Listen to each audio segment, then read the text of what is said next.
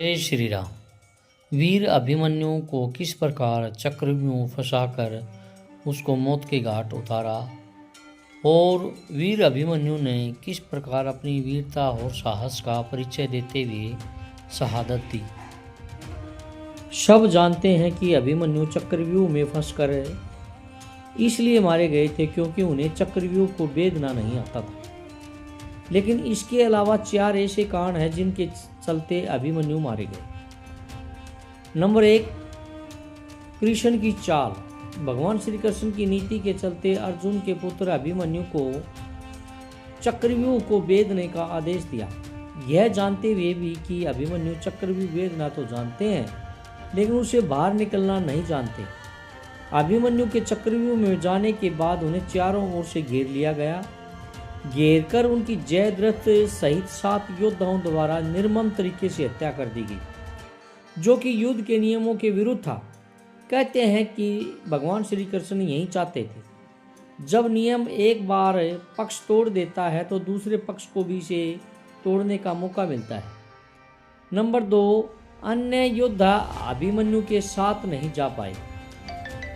आरंभ में यही सोचा गया था कि अभिमन्यु चक्रव्यूह को तोड़ेगा और उसके साथ अन्य योद्धा भी उसके पीछे से चक्रव्यूह में अंदर घुस जाएंगे। लेकिन जैसे ही अभिमन्यु घुसा और व्यूह फिर से बदला और पहली कतार पहले से ज़्यादा मजबूत हो गई तो पीछे के योद्धा भीम, सात्यकी, नकुल, सहदेव कोई भी अंदर घुस नहीं पाया।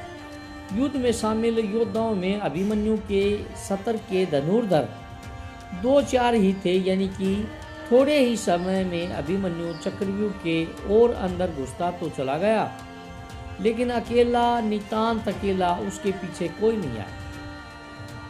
नंबर 3, लड़ते लड़ते थक जाना।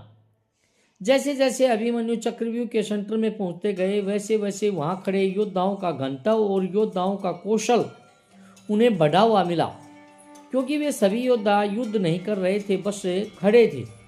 जबकि अभिमन्यु युद्ध करता हुआ सेंटर में पहुंचता है जहां युद्ध और व्यूह रचना तोड़ने के कारण मानसिक और शारीरिक रूप से थके हुए थे। वहीं कौरव पक्ष से योद्धा तरोताजा थे। ऐसे में अभिमन्यु के पास चक्रव्यूह से निकलने का ज्ञान होता तो वे बच जाते, या उनके पीछे अन्य योद्धा भी उनका साथ देने के लिए आते तो भी वे बच जाते।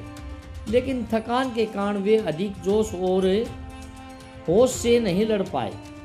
नंबर 4, युद्ध नियम के विरुद्ध हत्या। अर्जुन पुत्र अभिमन्यु चक्रव्यूह भेदने के लिए उसमें घुस गया। चक्रव्यूह प्रवेश करने के बाद अभिमन्यु ने कुशलतापूर्वक चक्रव्यूह के 6 चरण भेद दिए। इस दौरान अभिमन्यु द्वारा दुर्योधन के पुत्र लक्ष्मण का वध किया गया। अपने पुत्र को मृत देख दुर्योधन के क्रोध की कोई सीमा नहीं रही। तब कौरवों ने युद्ध के सारे नियम ताक पर रख दिए।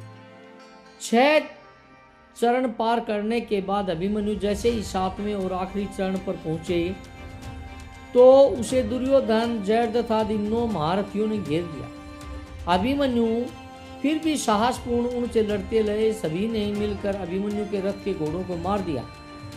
फिर भी अपनी रक्षा के लिए अभिमन्यु ने अपने रथ के पहियों को अपने ऊपर रक्षा कवच बनाते हुए रख लिया और दाएं हाथ से तलवारबाजी करता रहा। कुछ देर बाद अभिमन्यु की तलवार टूट गई और रथ का पहिया भी चकनाचूर हो गया। अब अभिमन्यु निहत्था था।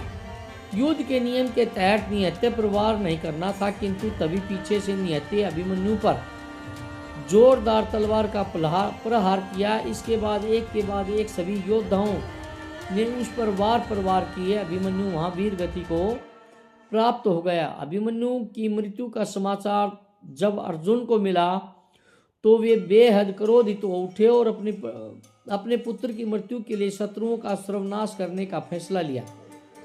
सबसे पहले उन्होंने कल की संध्या का सूर्य ढलने के पूर्व जयद्रथ को मारने की शपथ ली। अगर आपको ये अभिमन्यु से संबंधित जानकारी अच्छी लगी हो तो प्लीज़ लाइक, सब्सक्राइब एवं कमेंट जरूर करिएगा।